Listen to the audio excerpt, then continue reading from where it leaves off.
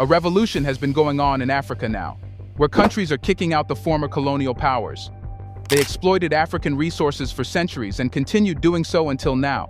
As they were shown the true place they deserved, now they started begging and requesting from Africa. Because BRICS is growing and Europe is losing partners. Besides the end of African resource exploitation, things seem to come to an end for Europe. Yes, the era of prosperity, which was achieved by abusing Africa, is now over, and Europe seems to collapse soon. Hence, the European Commission finally decided to accept that they are on the receiving end of the spectrum. They need Africa and its resources to survive, and if they are denied, it will be over for them. In a recent speech delivered by European Commission President Ursula von der Leyen, quite a lot was revealed. She begged but kept the colonial touch in her speech. What did she say, and how Africa will be now leading the world? Let's find out.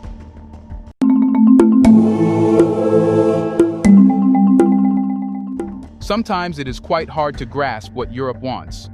Recently, the President of the European Commission, Ursula von der Leyen, spoke with the African leaders.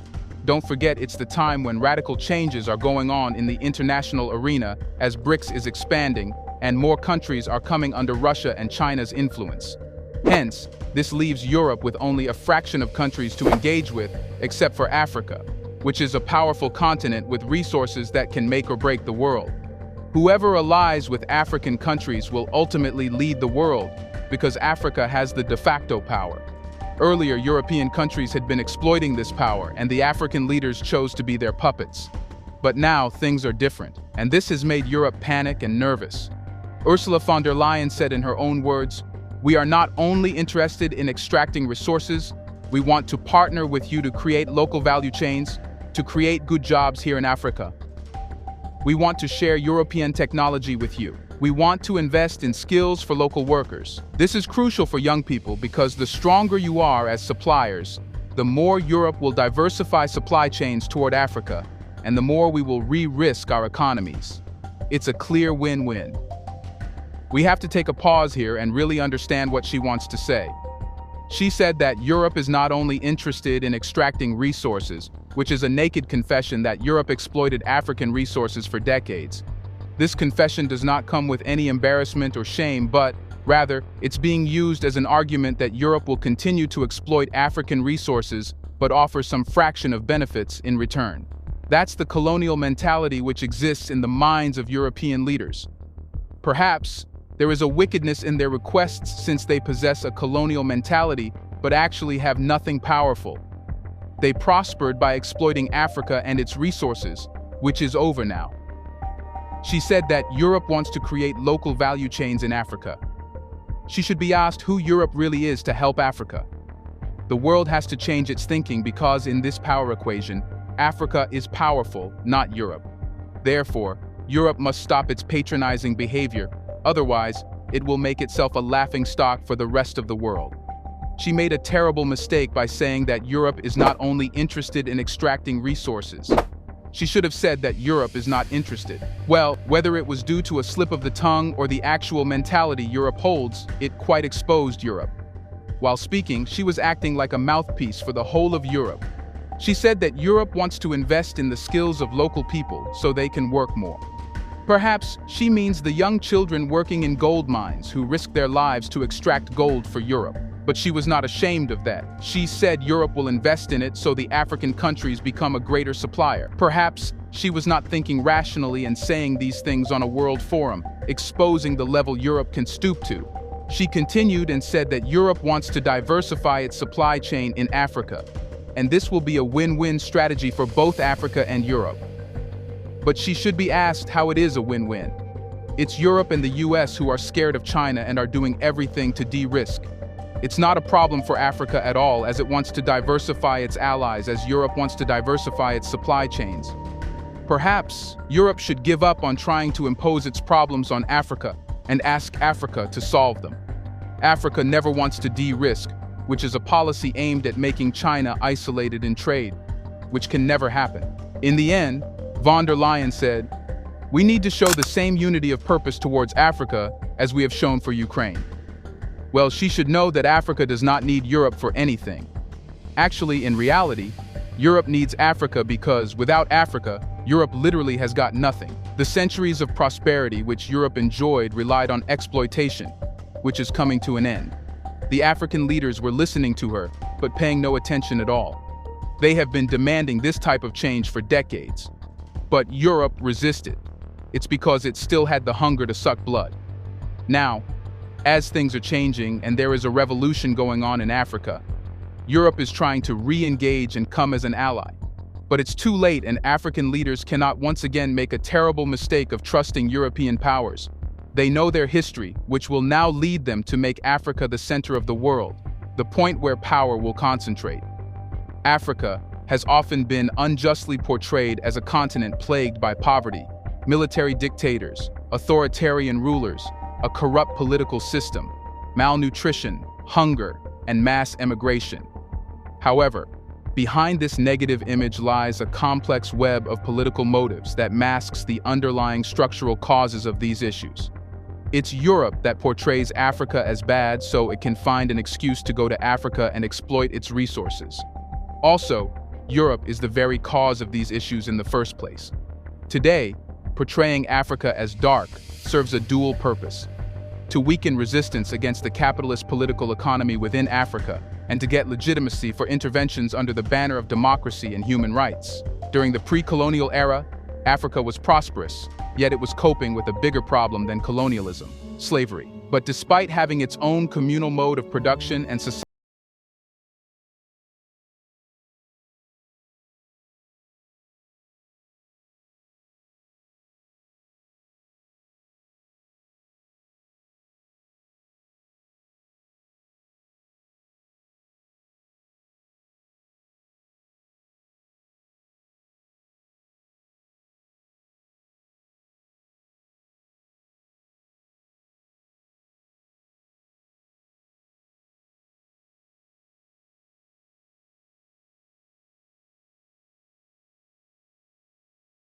the slave trade provided a crucial impetus to the European capitalist classes.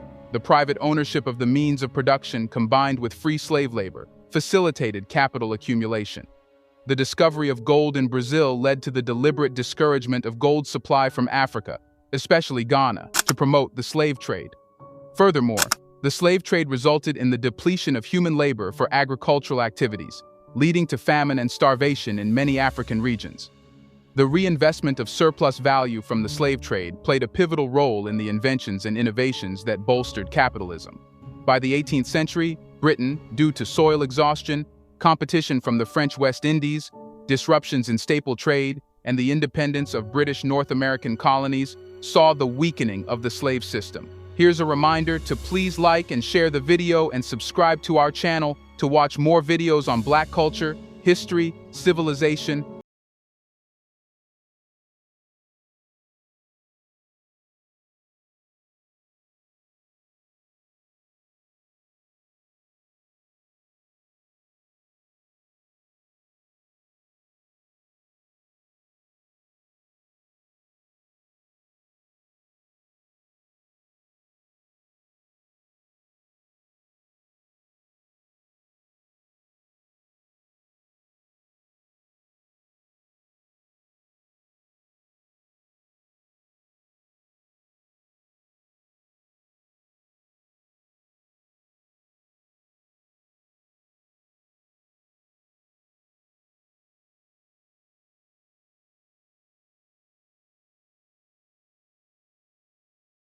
primitive accumulation of wealth from slavery and international trade laid the groundwork for the economic boom that occurred between the 1840s and the 1870s. This period witnessed the industrialization of European countries, reinforcing the foundations of the capitalist political economy. International trade surged by an astounding 260% between 1850 and 1870. However, this economic boom came to an abrupt halt in the early 1870s, prompting European nations to seek new sources of raw materials and markets in their quest to recover lost profits. This quest spurred European countries to launch colonialism, aimed at politically controlling African states and economically exploiting them to sustain the growth of European capitalism. Between 1870 and 1900, nearly the entire African continent was colonized, with only a few exceptions. Colonialism surrounded a spectrum of violence, the most prominent being the forceful imposition of the capitalist political economy over pre-existing primitive economic systems. Colonialism emerged as a consequence of the contradictions inherent in capitalism.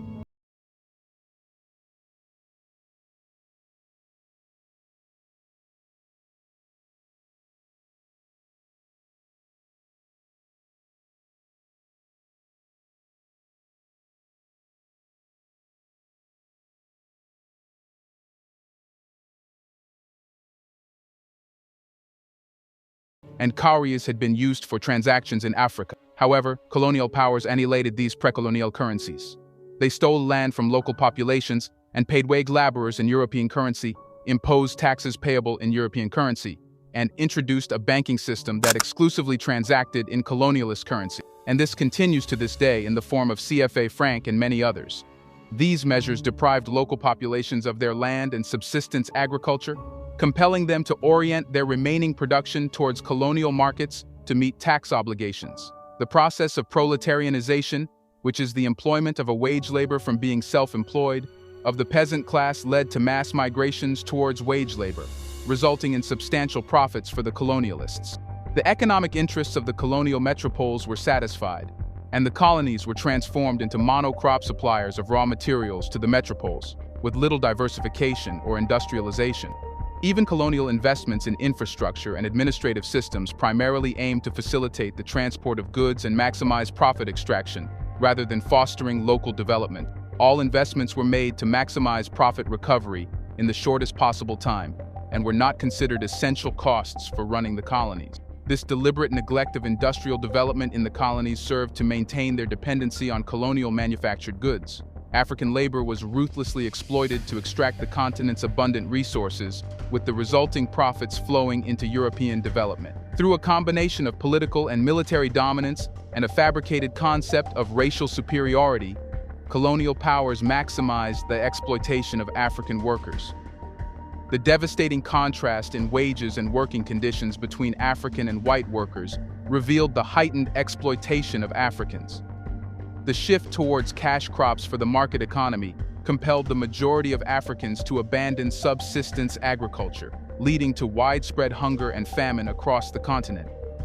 The Italian colonization of Eritrea, initially conceived as an agricultural colony to address agricultural shortcomings in Italy, had profound importance. The colonialists stole vast tracts of cultivable land, depriving the local population of their land and means of livelihood. Between 1893 and 1895, Italians seized approximately 412,892 hectares of land in Eritrea, representing over one-fifth of its total arable land. Moreover, the wage disparity between Italians and indigenous people starkly demonstrated the extent of Italian colonial exploitation. Industrial development was discouraged to maintain Eritrea's dependence on Italian goods. Consequently, colonial policies that facilitated land stealing rendered Eritrea reliant on Italian goods, functioning primarily as a supplier of raw materials and providing free labor for Italy's overall development. Does the President of the European Commission expect that Africa will allow Europe to do the same again? Well, they are mistaken now. The introduction of cocoa cultivation in Ghana in 1885 resulted in the discouragement of other agricultural activity. By 1901, Ghana had become the world's largest cocoa producer, and by 1931, cocoa constituted approximately 80% of its exports. This shift affected traditional food crops, land use patterns, and farming techniques, leading to regional disparities in development and a reliance on a few export crops. Additionally, colonial banks utilized African savings to generate capital loan to European businessmen, and all earnings in Africa were spent on importing finished goods, hindering capital accumulation and fostering dependency on foreign capital. Even the end of colonialism in Africa marked a political liberation, but it didn't translate into economic autonomy. The international economic and political system that emerged after World War II, under the banner of liberalism and free trade, brought together nations of unequal development to compete in the global market. This arrangement perpetuated exploitative structures that had their roots in Africa during the pre-colonial and colonial periods. Africa, due to its historical lack of access to technology, capital, and skilled human resources hindered by colonialism, remained trapped in the role of a primary goods producer and supplier to the global market. It did not have industries to produce goods, the same as colonial powers wanted. The oil crisis of the 1970s and the subsequent debt crisis once again exposed African economic, social, and political spheres to the influence of former colonial powers. Neoliberalism arrived in Africa through structural adjustment programs, which emphasized trade liberalization, investment deregulation, privatization of public utilities, and reforms in the agriculture sector, labor market, pensions, and more. Small and medium-sized enterprises were pushed out of the market due to trade policies and financial sector reforms that favored international enterprises. Agriculture reforms disrupted diversified cultivation and destabilized food security. Privatization resulted in reduced real wages, and reduced public expenditure affected the quality of healthcare and education. The growth performance of many countries dipped below the levels seen in the 1960s. Centuries of exploitation and underdevelopment on the African continent have created a situation where various ethnic, religious, and tribal groups vie for political power, granting them access to economic resources. This has resulted in civil wars, displacing large populations and forcing many to migrate to the West. Now, when Africa is getting rid of the structural changes that European powers made in Africa, the European Commission president is asking African leaders to keep those destructive policies intact. If you remember, she asked Africa to be a greater supplier so Europe could continue exploiting its raw material. Does Europe expect that Africa will allow this to happen again? Well, the answer is a big no. What do you think? Should African leaders allow European countries to build ties? Or should they be kept away and not given any chance to cling to Africa and exploit it in any way in the future? Let us know what Africa should do now, as it's the center of attention and power. Do you want to watch more videos like this one? If yes, subscribe to our channel and press the bell icon next to it. We have decided to bring videos on something nobody talks about: the Black culture, civilization, history, and evidence about how glorious Blacks have been. Thanks for watching, and until the next video, stay tuned.